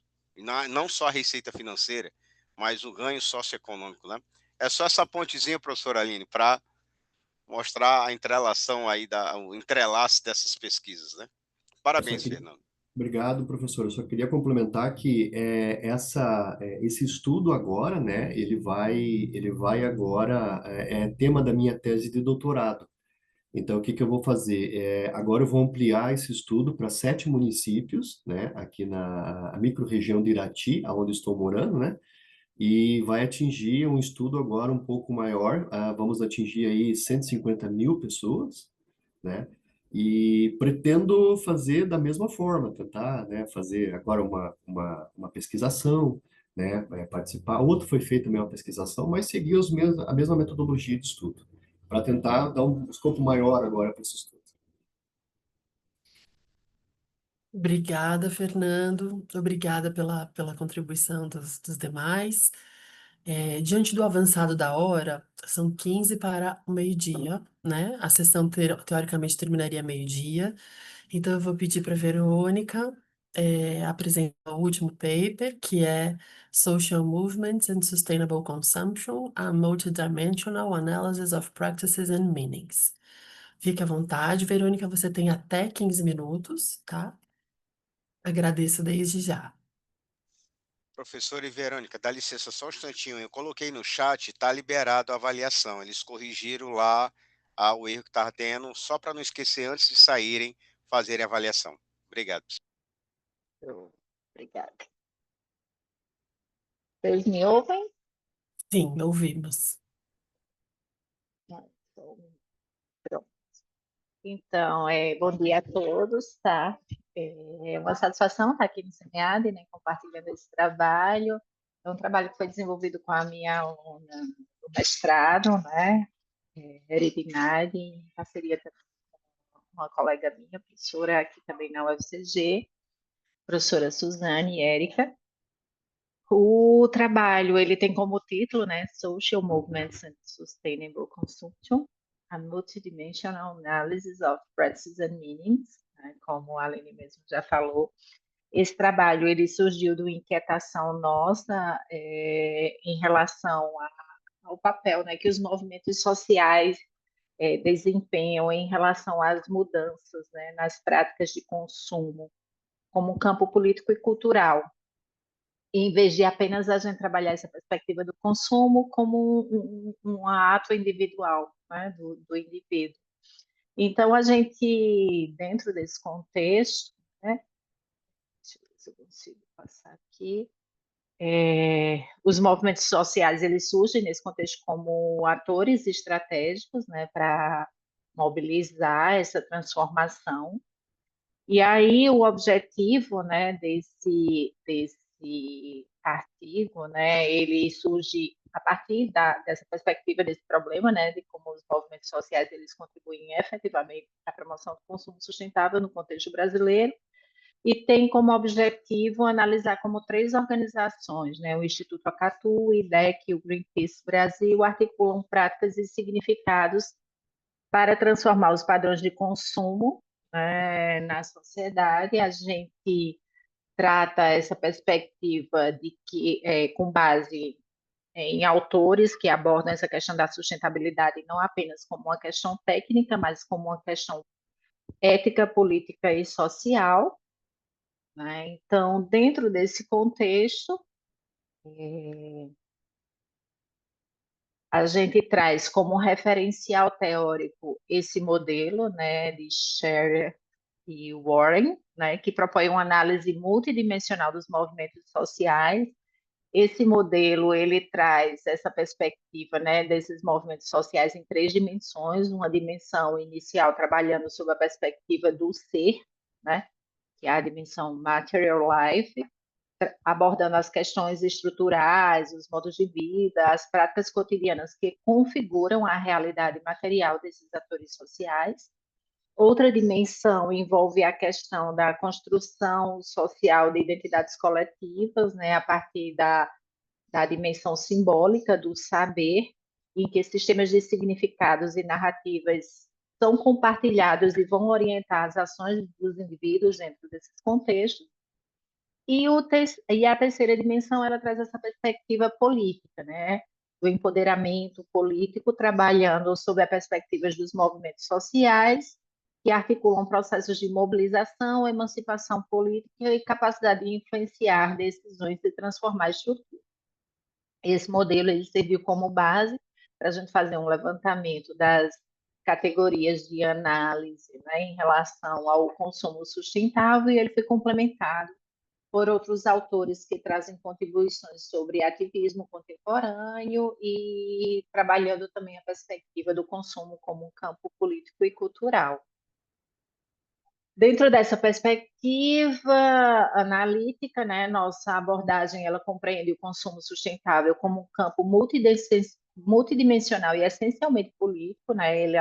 Ela busca superar visões simplistas, né? Considerando que as mudanças no comportamento de consumo elas dependem também de mudanças sistêmicas, né? E não apenas do indivíduo em si.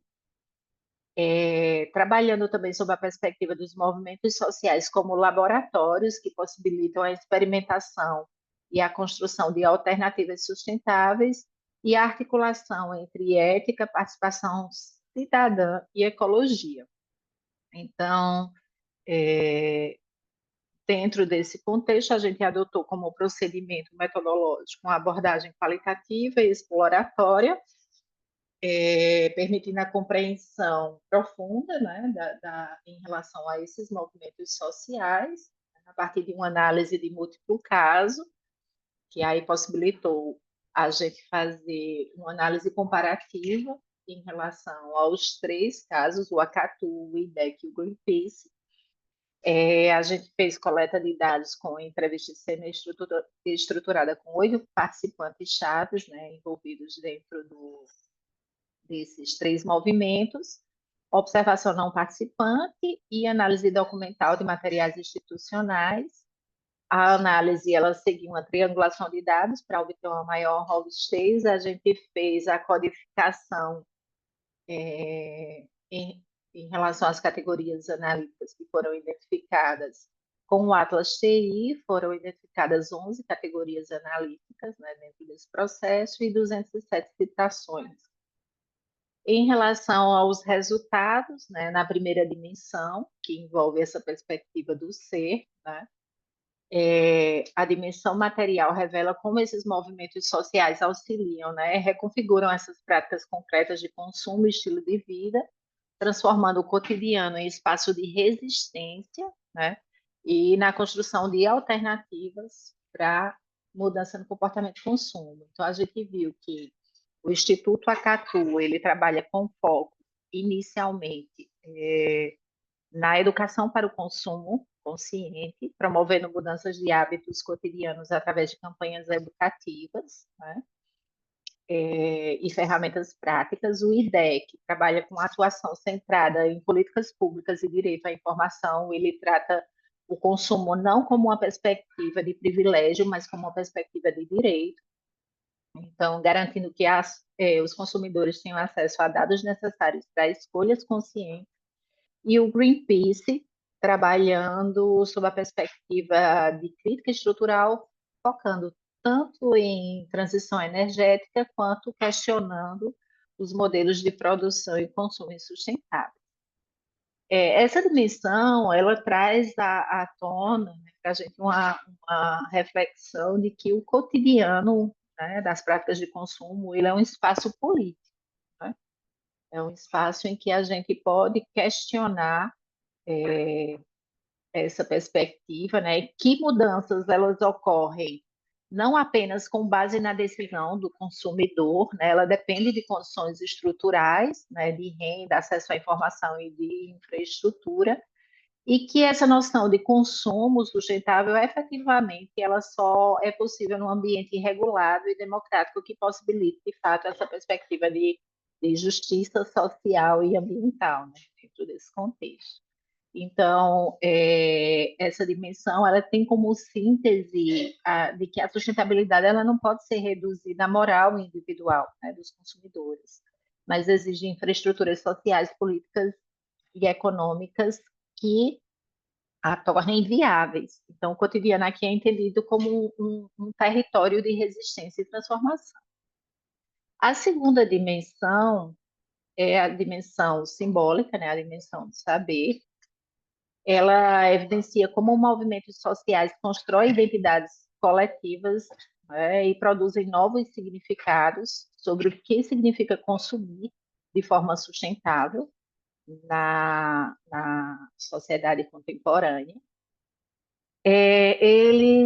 Esses três movimentos que foram analisados, eles atuam, né, na produção de significados e identidades que sustentam a mobilização social, né? Eles atuam como tradutores culturais, conectando saberes técnicos, científicos e populares. O Akatu, ele trabalha com narrativas de pertencimento, consumo como parte de um modo de ser, né, responsável. O IDEC, ele transforma informações jurídicas e regulatórias em linguagem acessível, democratizando o conhecimento e fortalecendo a identidade do consumidor cidadão. E o Greenpeace, ele mobiliza imagens, campanhas visuais e narrativas afetivas que criam essa identificação e esperança coletiva. Então, essas organizações, elas formam infraestruturas simbólicas, né, que mantêm o tema sustentabilidade vivo e compartilhado na esfera pública. A partir de quê? Dessas categorias analíticas que a gente colocou aqui, né, que foram identificadas: a identidade coletiva, a troca de saberes, as redes colaborativas, a produção de sentido e a resistência simbólica. Enfim, essa dimensão, através da mediação desses significados, ela transforma o consumo em um espaço de disputa simbólica também, confrontando diferentes visões de mundos, valores e projetos, né?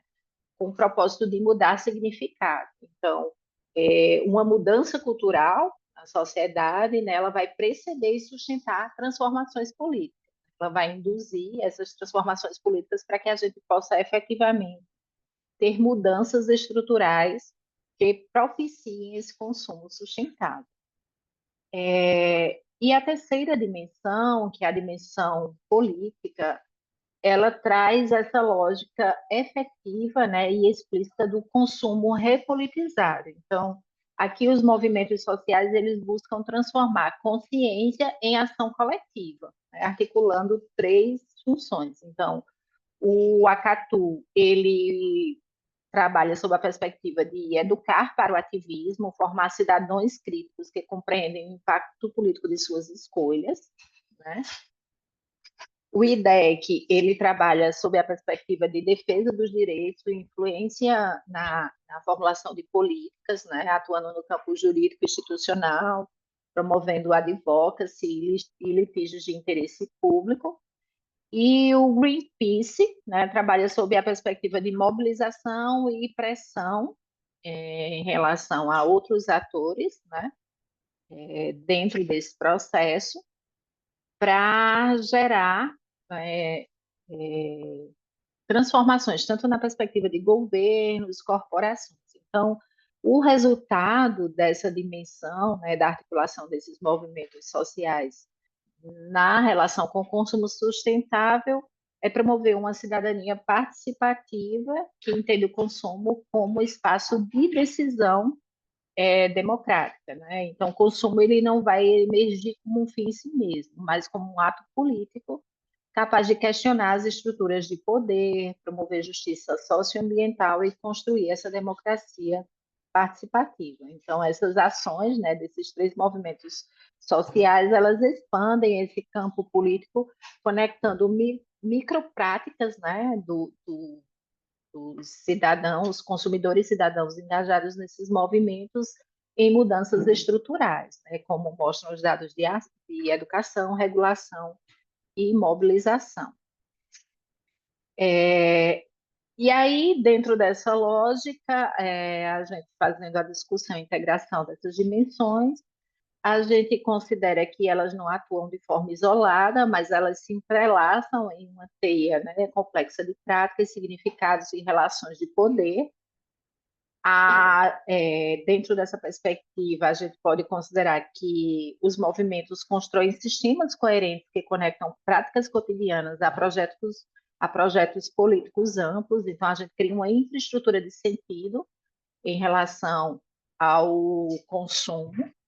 A gente trabalha também a partir dessa perspectiva dos movimentos sociais como um processo de politização do consumo, em que o ato de consumir ele é transformado em expressão de valores e instrumento de mudança social.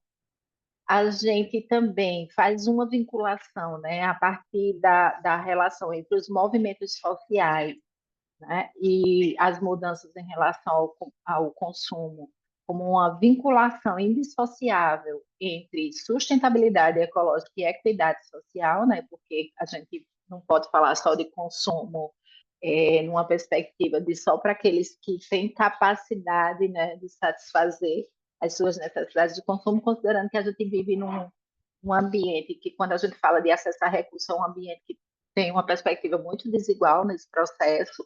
Então, a gente tem que abordar essa questão da equidade social também e da cidadania ativa, né?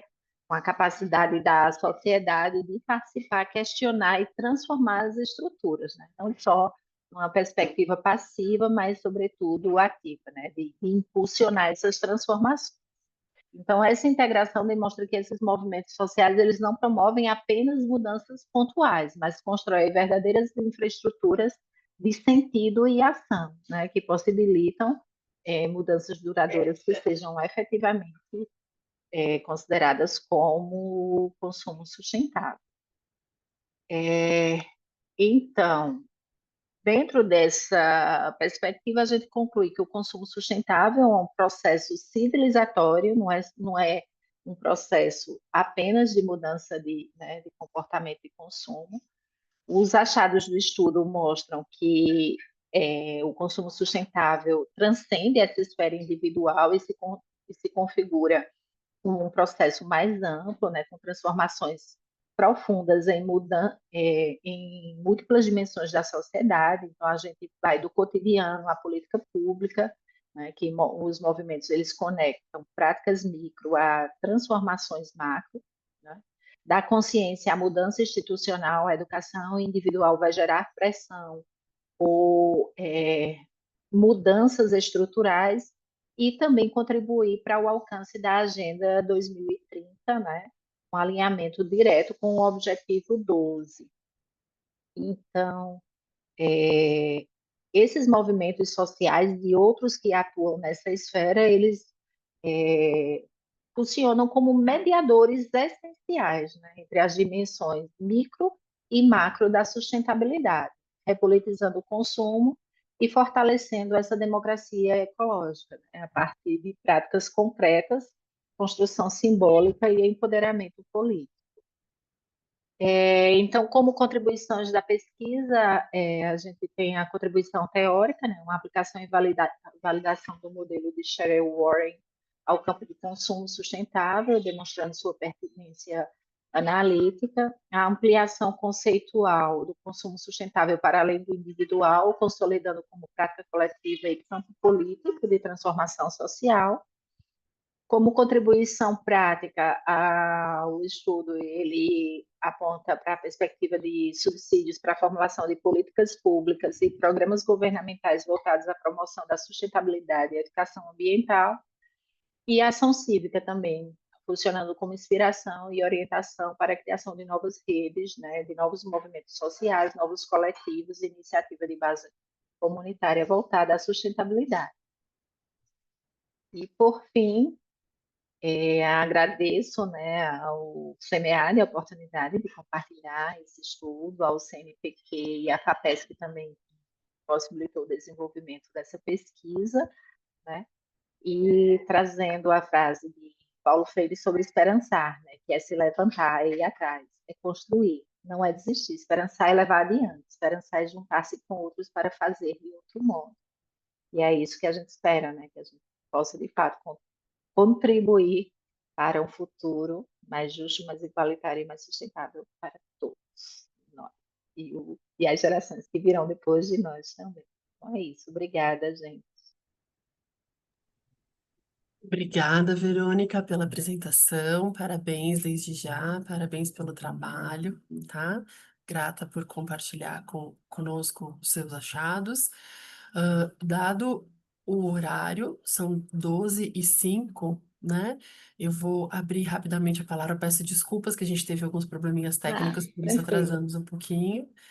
Mas eu vou abrir a palavra, então, se todos estiverem de acordo, a gente aumenta um pouquinho a sessão por mais 5 minutinhos, pelo menos, para que outros possam perguntar para a Verônica ou queiram interagir de alguma maneira. Verônica, se você quiser descompartilhar a sua tela, Ok, tá liberada. pronto, ótimo. Alguém tem alguma pergunta específica? Eu vou perguntar uma coisinha então, Verônica. É, a respeito desse recorte latino-americano, né? Levando em consideração um pouquinho dessa diversidade sociopolítica dos países, né, latino-americanos, é, vocês chegaram a construir uma abordagem regional comum sobre esse consumo sustentável? Por exemplo, foram executados alguns cuidados metodológicos adotados para não homogeneizar essas realidades distintas? Se chegaram a fazer esse recorte? Ou, enfim. É, não, a gente trabalhou dentro do Brasil mesmo, assim, trabalhou com a perspectiva brasileira, né, consultando esses atores, né, envolvidos dentro desses movimentos sociais que atuam no Brasil especificamente, né. A gente tem uma parceria, né, com os pesquisadores que a gente está, inclusive, querendo expandir, né, que atuam no norte global, para depois a gente avançar e verificar como os movimentos sociais atuam, né, nessa perspectiva distinta, né, entre a perspectiva latino-americana ou do sul global, enfim, do norte global, para a gente tentar avançar, né, dentro dessa perspectiva. Né? Mas a gente compreende de fato que, partindo já do pressuposto, né, de que o consumo é cultural, então também é um ato cultural, então a gente sabe que sim, que influencia essas perspectivas dos contextos onde estão inseridos, elas sim influenciam, acabam influenciando essa percepção em relação à atuação desses movimentos sociais. Obrigada, Verônica. E uma outra pergunta. Você identificou dentro dessa pesquisa se existe realmente um diálogo institucional real, efetivo, ou essa atuação, desses movimentos sociais, ela permanece majoritariamente nessa esfera de ativismo e de denúncia, com Não relação cheguei a à chegar. formulação de políticas, Isso, a públicas? formulação de políticas. E eu acho que isso é um dos entraves que a gente precisa superar, né, dentro dessa lógica dessa democracia efetivamente participativa, né, porque os movimentos sociais eles têm esse papel muito forte, né, de influenciar, inclusive, comportamentos também, e eles estão mais próximos dessa base. E acredito que há uma necessidade, inclusive, de reconhecimento desses movimentos sociais como um intermediário entre os formuladores de política pública e a sociedade.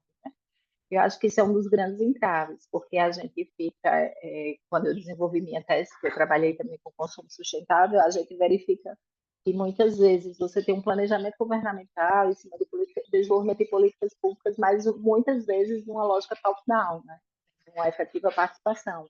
E os movimentos sociais, eles podem articular esse movimento, né, de aproximação para que as políticas públicas elas reflitam de fato as demandas da sociedade, né? Porque principalmente quando a gente fala de consumo sustentável, né? Porque quando a gente está falando, abordando essa questão de consumo sustentável, as pessoas tendem muito a direcionar consumo consciente, consumo de produtos ecologicamente corretos e tudo. Só que quando você vai analisar a realidade da sociedade, isso não é uma realidade de muitas pessoas, né? A gente tem uma desigualdades sociais enormes. Tem pessoas que não conseguem o que comer durante o dia. Como é que ela vai estar discutindo consumir produto ecologicamente correto? Então, assim, de fato, tem um gap muito grande ainda no processo de formulação de política pública, porque a gente tem, para começar, uma desigualdade enorme de acesso a recursos. E aí, quando a gente vai ver, por exemplo, o IDEC está discutindo o acesso à informação, que é básico, né?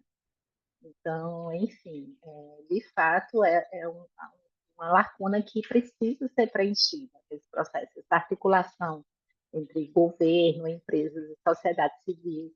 E os movimentos sociais, eles desempenham um papel muito importante nesse processo. Muito grata, Verônica, parabéns, né, Obrigada. novamente. Alguém tem mais alguma coisa para colaborar? Então tá bom. Agradeço a presença de todos, né? Faço voto de muito sucesso aí nas pesquisas futuras. Contem comigo, se vocês quiserem me contactar nas redes, né? Fico super à disposição.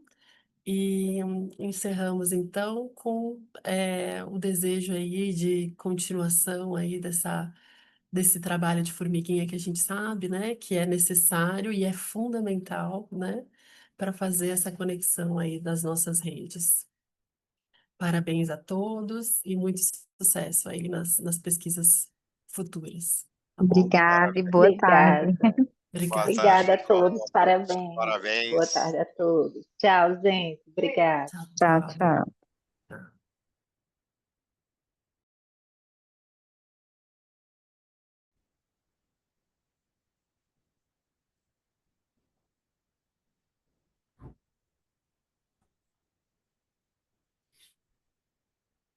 Lembrando de pegar o link para fazer a avaliação aí da nossa sessão, então.